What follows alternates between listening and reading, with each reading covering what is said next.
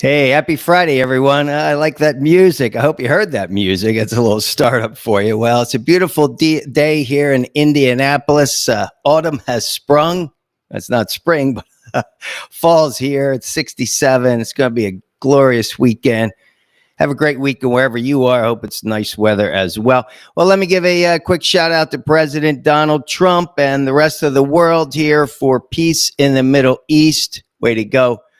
If all goes well, hopefully Monday, the 48 hostages, 20 of which are still alive, should be coming back from, well, as you know, the war in Gaza is pretty bad. So, hey, that's good news, right? Hopefully there will be lasting peace in the Middle East. Yeah, we got a pretty good show here today lined up. Let's see. What we're going to do is a couple of little birthday shout outs, a little rest in peace shout out, and a couple of quotes that you'll hear. Talking about sexual orientation conversion therapy as well. So let's get started, and a little tidbits about my book, The Sub. But first, let me give a rest in peace shout out to the original. I call him the original Superman, Christopher Reeve. You guys know Christopher Reeve. Let me give you one of his quotes because, wow, this is a good one. So many of our dreams at first seem impossible. Then they seem improbable. And then when we summon the will, they become inevitable. I mean, you know Christopher Reeve, right? Christopher Reeve, he died at the age of 52. That was 20 years ago today. He had a 34-year acting career. He was an activist. He was an actor, director, did a lot of things. Raised in Princeton, New Jersey. I want to give a shout out to everybody in Princeton, right next to my Trenton, New Jersey, where I'm from. And I did live in Princeton back in the day. So 1978 was the first Superman. Then he went on to make 3 more. So he did a total of 4, right? From 80 to 87, there were 3 sequels. So as you guys know, he had an equestrian injury, horrible event, which paralyzed him. It broke his first and second vertebrae, and he was paralyzed from the neck down. So rest in peace, Christopher Reeve. You are always missed. You were awesome actor and great Superman for sure. All right, how about this? I want to give a couple of birthday shout outs. Yesterday, actually, October 9th. Today's October 10th, 2025. Yesterday, there were 2 birthdays yesterday. One of them was a rock and roller who I was a big fan of back in the 70s and in 1980. One of my top 10 songs. You guys know Jackson Browne turned 77 yesterday. Hey, happy birthday to Jackson Browne. I mean, 1972, you guys remember Doctor My Eyes? Or 1977, Running on Empty. That was an album. That was the name of the album. That was a good song. But my favorite song of all time, Jackson Browne, which I listen to almost on a weekly basis. I look it up on YouTube. It's Hold On, Hold Out. That was from 1980. You know, 1980 was that crucial year for me, 17 years old. So you remember a lot when you're that age, right? That's an awesome song. 8 minutes. So it was much longer. They came out with a single on that. I think it was like a 12-incher. So, hey, congrats to Jackson Browne, 77 years old. All right. What else? What else was a birthday yesterday? Here's one for you. So I lived in Las Vegas twice. I spent, I think, 6 months first time, 3 months the second time. Wasn't a huge fan of Las Vegas, but I will say the best thing about Las Vegas was the Hoover Dam. No kidding. Have you ever been to the Hoover Dam? It was built in 1936, right during the Great Depression. The Depression was 1929 to 1939. Took 5 years to build. They finished 2 years ahead of schedule. So it's 89 years old yesterday because it began transmitting electricity to Los Angeles. Today, it services 1.3 million people. There's 1 million visitors a year. Let me tell you something. If you've never been to the Hoover Dam, you must go. It is truly a wonder of the world. I mean, it's so clean. You go down. I don't know how far down you go, but you go pretty far down. And let me tell you, you could eat off the floor in that place. And these turbines are like, humongous. I can't even tell you how big they are, but it's 726 feet tall, 1,244 feet long. It's taller than the Washington Monument. I love the love Washington, D.C. I think that's why I like Indianapolis so much, because it reminds me a little bit of Washington, D.C., because there's so many war memorials here. Beautiful city when you drive around at night. The street lights are on. But anyway, the Hoover Dam, they used enough concrete.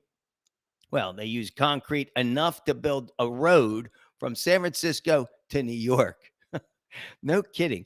Let me tell you, I love the Hoover Dam, and you guys will too. So go check out the Hoover Dam. What you do is, when you get to Vegas, I think it's like a 90-minute. You take a bus ride, and they take you all around. It's pretty cool.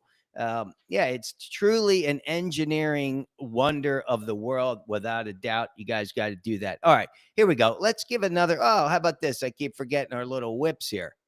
I got to build in that little short whip between. Okay.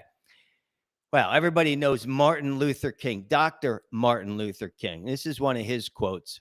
The function of education is to teach one to think intensively and to think critically.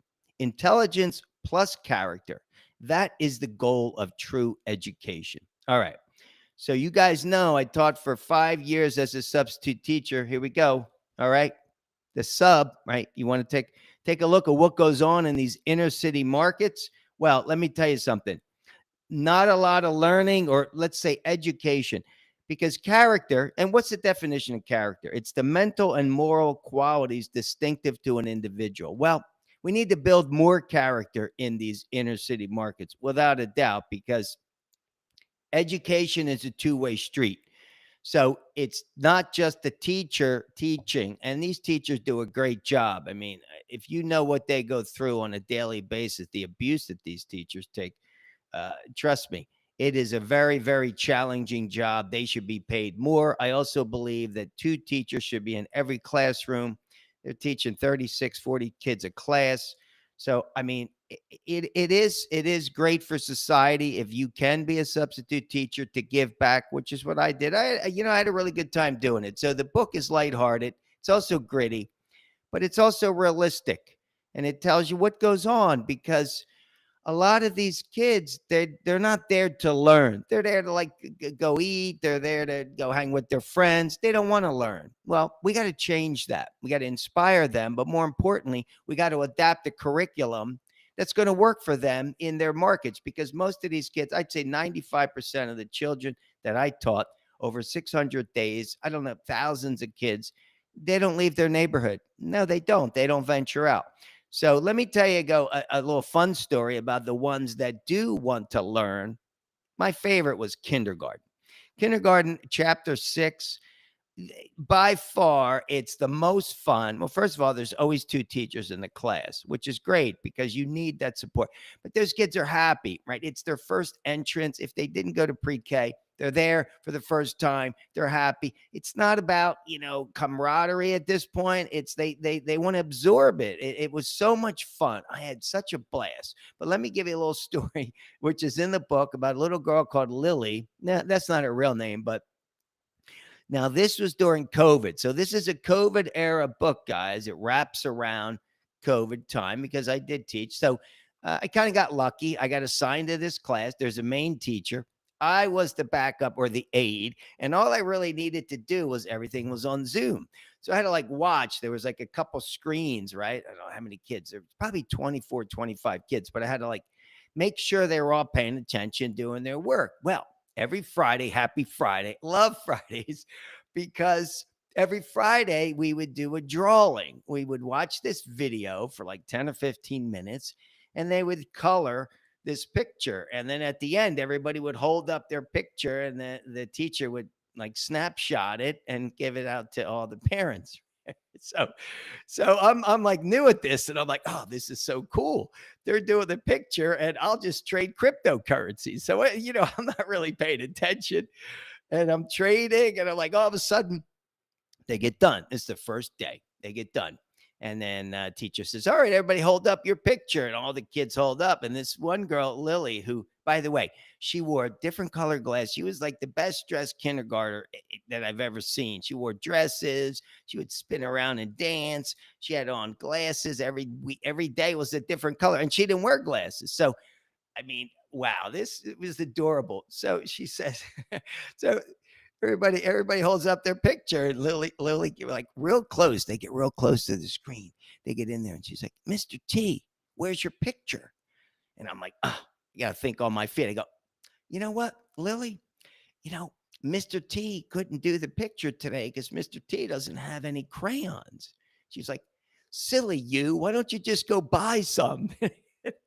And everybody started cracking up. The teacher's like, she just called you out, Mr. T. I'm like, Lily? Well, I was never unprepared again. I went out and bought the biggest box of crayons, like, the 64 box. So I came back. I'm like, hey, everybody, got my crayons. I never missed a picture. So I still have them. I think I did 16 of them. No kidding.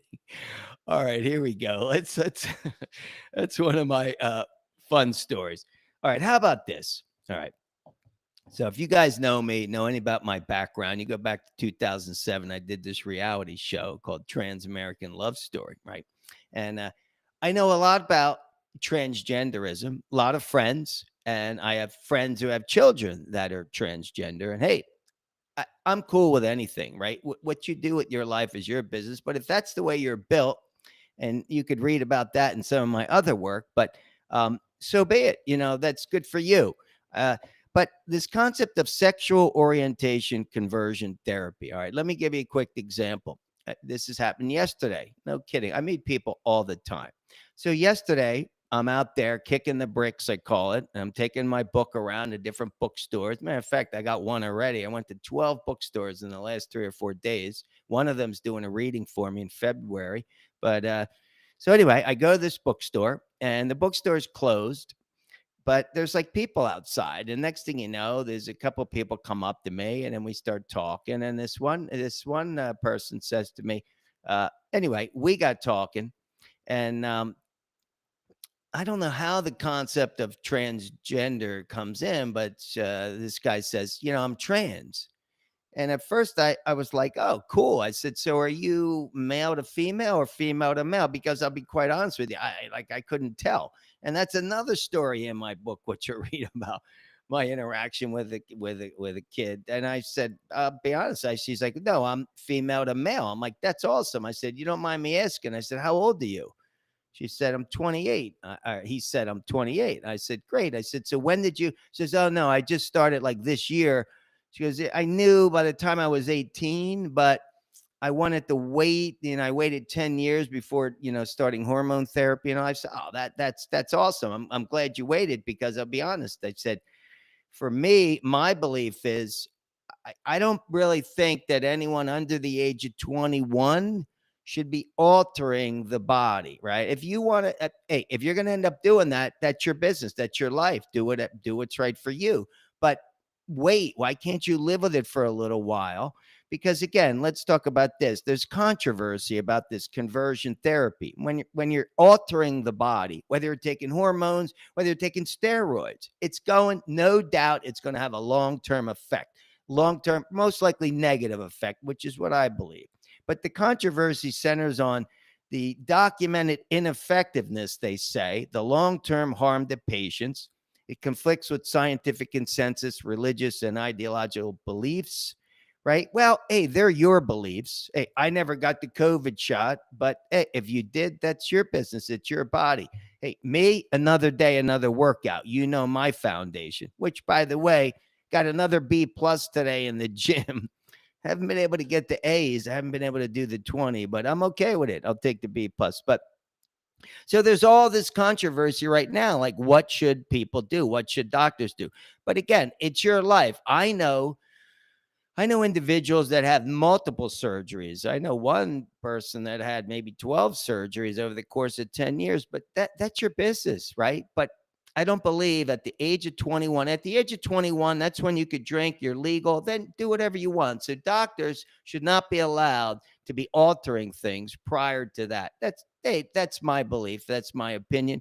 But again, what you want to do with yourself, your body, that's all you. But I like the fact that this person that I met, this guy that I met, waited 10 years. Said, "Hey, I wanted to live with it. I wanted to kind of really kind of experience it." And I have a good friend, by the way, who she's been trans for probably 20 years, and she said, if I can go back in time, I would just be a cross dresser because the hormones kind of messed her up. But any event, it's your life. Do what you wish, and your beliefs are your beliefs. But here we go, guys. Tola Talks number 195. So on Tuesday, it looks like I'm going to be doing this every Tuesday and Friday. I think that's a good little schedule till the end of the year. I'm going to start interviewing. And on Tuesday, I want to give a shout out to Guy Lamato. He's going to be coming in. He's a retired cop. Got a cool background. We grew up together. If you want to go to my Instagram, we took a picture together at my nephew's wedding. And I said, I got to get you on the air. He missed his calling. He should have been a stand-up comic. But Mott's, looking forward to talking to you on Tuesday. So, hey, everybody else, have a great weekend. Get your workout in every day. Another day, another workout. Peace.